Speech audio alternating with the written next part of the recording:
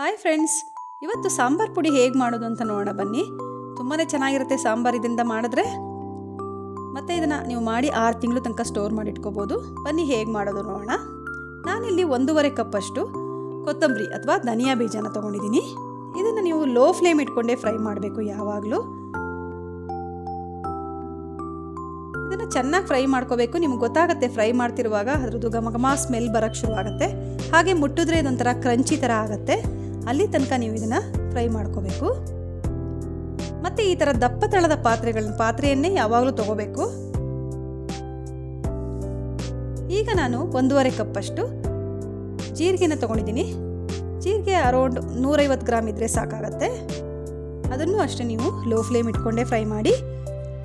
ಹಾಗೆ ಅದು ನೀವು ಫ್ರೈ ಮಾಡ್ತಿರುವಾಗ ಗೊತ್ತಾಗುತ್ತೆ, ಒಂಥರ ಸ್ಮೆಲ್ ಬರೋಕ್ಕೆ ಶುರುವಾಗುತ್ತೆ ಜೀರಿಗೆದು.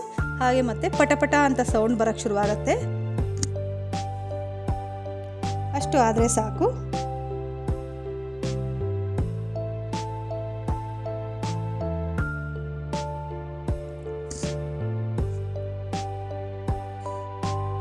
ಈಗ ನಾನು ಒಂದು 20 ಗ್ರಾಮ್ ಅಷ್ಟು ಪೆಪ್ಪರ್ ತೊಗೊಂಡಿದ್ದೀನಿ, ಅಂದರೆ ಮೆಣಸು. ಅದನ್ನು ಚೆನ್ನಾಗಿ ಫ್ರೈ ಮಾಡ್ಕೊಳ್ಳಿ. ಇದು ಏನು ಗೊತ್ತಾಗಲ್ಲ ನಿಮ್ಗೆ ಫ್ರೈ ಆಗಿದ್ದು. ನೀವೊಂದು 1 ನಿಮಿಷಗಳ ಕಾಲ ಅದನ್ನು ಫ್ರೈ ಮಾಡಿಕೊಂಡ್ರೆ ಸಾಕು. ಕಾಳು ಮೆಣಸನ್ನು ಇಷ್ಟಾದರೆ ಸಾಕು. ಈಗ ನಾನು ಒಂದು 30 ಗ್ರಾಮ್ ಅಷ್ಟು ಕಡಲೆಬೇಳೆನ ತೊಗೊಂಡಿದ್ದೀನಿ. ಇದೆಲ್ಲ ಮಾಡ್ತಿರೋದು ಒಂದು ಅರ್ಧ ಕೆ ಜಿ ಮೆಣಸಿನಕಾಯಿ ಕನ್ಸಿಸ್ಟೆನ್ಸಿಗೆ ಮಾಡ್ತಾಯಿದ್ದೀನಿ. ಕಡಲೆಬೇಳೆನೂ ಅಷ್ಟೇ ತುಂಬ ಗರಿಯಾಗಿ ಒಂಥರ ನಿಮ್ಗೆ ಗೊತ್ತಾಗುತ್ತೆ, ಕ್ರಿಸ್ಪಿನೆಸ್ ಬರಬೇಕು. ಅಷ್ಟು ಇದನ್ನು ನೀವು ಫ್ರೈ ಮಾಡ್ಕೋಬೇಕು. ಹಾಗೆ ಒಂದು 20 ಗ್ರಾಮ್ ಅಷ್ಟು ಹೆಸರು ಕಾಳನ್ನು ಕೂಡ ನಾನು ಹಾಕಿದ್ದೀನಿ.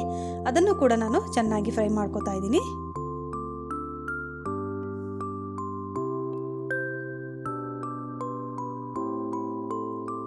ಸಾಕು, ಇಷ್ಟ ಆದರೆ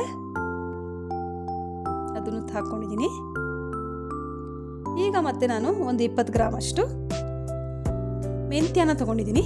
ಮೆಂತ್ಯನೇ ನೀವು ಚೆನ್ನಾಗಿ ಫ್ರೈ ಮಾಡ್ಕೋಬೇಕು. ಅದು ಘಮ ಸ್ಮೆಲ್ ಬರೋಕ್ಕೆ ಶುರುವಾಗುತ್ತೆ. ಹಾಗೆ ಸ್ವಲ್ಪ ಕಲರ್ ಕೂಡ ಚೇಂಜ್ ಆಗುತ್ತೆ. ಅಲ್ಲಿ ತನಕ ನಾನು ಅದನ್ನು ಫ್ರೈ ಮಾಡ್ಕೋತಾ ಇದ್ದೀನಿ.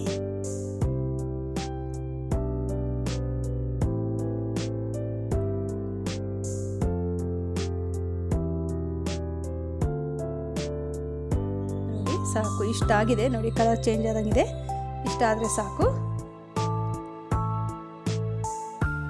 ಈಗ ಅರ್ಧ ಸ್ಪೂನಷ್ಟು ಸಾಸಿವೆನೂ ಕೂಡ ಹಾಕ್ತಾ ಇದ್ದೀನಿ.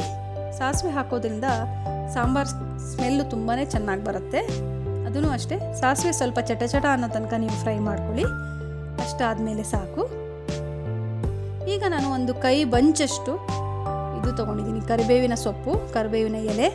ಅದು ಹಾಕೋದ್ರಿಂದ ಸಾಂಬಾರು ಒಳ್ಳೆ ಅರೋಮಾ ಕೊಡುತ್ತೆ. ಅದನ್ನು ನೀವು ಚೆನ್ನಾಗಿ ಫ್ರೈ ಮಾಡಬೇಕು. ಹಸಿ ಮಾತ್ರ ಯಾವುದೇ ಕಾರಣಕ್ಕೂ ಹಾಕಬಾರ್ದು ಸಾಂಬಾರು ಪುಡಿಗೆ. ಅದು ಹಸಿ ಇರುವಾಗ ಹಾಕಿದ್ರೆ ಸಾಂಬಾರು ಪುಡಿ ಹಾಳಾಗುತ್ತೆ.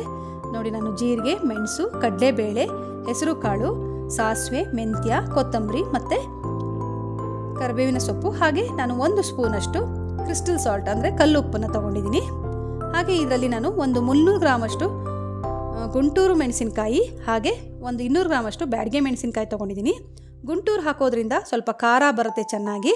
ಬ್ಯಾಡಗೆ ಮೆಣಸು ಹಾಕೋದ್ರಿಂದ ಸ್ವಲ್ಪ ಕಲರ್ ಬರುತ್ತೆ ಪೌಡ್ರಿಗೆ. ಹಾಗಾಗಿ ಅವೆರಡನ್ನೂ ನಾನು ಯೂಸ್ ಮಾಡ್ತಾಯಿದ್ದೀನಿ. ಇದನ್ನು ನೀವು ಯಾವಾಗಲೂ ಮೆಣಸಿನಕಾಯಿನ ಲಾಸ್ಟಲ್ಲಿ ಫ್ರೈ ಮಾಡ್ಕೋಬೇಕು. ಇಲ್ಲ ಮೊದಲೇ ನೀವು ಫ್ರೈ ಮಾಡಿಬಿಟ್ರೆ ಅದರ ಸ್ಮೆಲ್ಲಿಂದ ನಮಗೆ ಒಂಥರ ಘಾಟ್ ಥರ ಆಗಿ ನಿಮಗೆ ಬೇರೆ ಐಟಮ್ಗಳನ್ನ ಆರಾಮಾಗಿ ಫ್ರೈ ಮಾಡೋಕ್ಕೆ ಆಗಲ್ಲ. ಸೊ ನೋಡಿ, ಈ ಥರ ಪಟ್ ಅಂತ ಒಡೆದೋಗೋಷ್ಟು ಫ್ರೈ ಮಾಡಿಕೊಂಡ್ರೆ ಸಾಕು.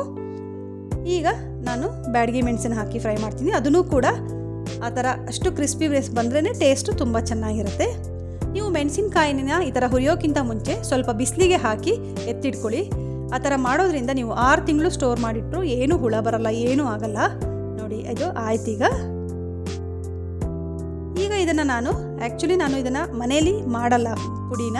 ನೀವು ಬೇಕಾದರೆ ಮನೇಲೇ ಪೌಡರ್ ಮಾಡ್ಕೋಬೋದು. ನಾನು ಇದನ್ನು ಗ್ರೈಂಡರ್ಗೆ ತೊಗೊಂಡು ಹೋಗಿ ಪೌಡ್ರ್ ಮಾಡ್ಕೊಂಬರ್ತೀನಿ. ಮನೇಲಿ ಮಾಡಿದ್ರೆ ಅಷ್ಟೊಂದು ಫೈನಾಗಿ ಪೌಡ್ರ್ ಆಗಲ್ಲ, ಸ್ವಲ್ಪ ತರಿ ಪೌಡ್ರ್ ಇರುತ್ತೆ. ಹಾಗಾಗಿ ನಾನು ಹೊರಗಡೆ ತೊಗೊಂಡೋಗಿ ಗ್ರೈಂಡಿಂಗ್ ಮೆಷಿನಲ್ಲಿ ಹಾಕ್ಸ್ಕೊಂಬಂದಿದ್ದೀನಿ. ನೋಡಿ, ನೀವು ಕಲ್ಲರು ನೋಡಿ, ತುಂಬಾ ಖಾರನೂ ಚೆನ್ನಾಗಿರುತ್ತೆ. ಇದೆಲ್ಲ ಕಾಂಬಿನೇಷನ್ದ ಸಾಂಬಾರು ತುಂಬ ಚೆನ್ನಾಗಿ ಬರುತ್ತೆ. ನೀವು ಮನೇಲಿ ಇದನ್ನು ಟ್ರೈ ಮಾಡಿ ನೋಡಿ, ಸಾಂಬಾರು ಮಾಡಿ ನೋಡಿ. ಇದರಲ್ಲಿ ತುಂಬಾ ಟೇಸ್ಟಿಯಾಗಿರುತ್ತೆ. ಫ್ರೆಂಡ್ಸ್, ನನ್ನ ಈ ವಿಡಿಯೋ ನಿಮಗೆ ಇಷ್ಟ ಆಗಿದ್ದರೆ ನನ್ನ ವಿಡಿಯೋನ ಲೈಕ್ ಮಾಡಿ ಹಾಗೂ ನನ್ನ ಚಾನಲ್ನ ಸಬ್ಸ್ಕ್ರೈಬ್ ಮಾಡಿ ಹಾಗೂ ನಿಮ್ಮ ಫ್ರೆಂಡ್ಸ್ಗಳಿಗೂ ಶೇರ್ ಮಾಡಿ. ನಿಮ್ಮ ಒಂದು ಸಬ್ಸ್ಕ್ರೈಬ್ ನನಗೆ ತುಂಬ ಸಪೋರ್ಟ್ ಸಿಕ್ಕಂಗಾಗುತ್ತೆ. Thank you. Thanks for watching.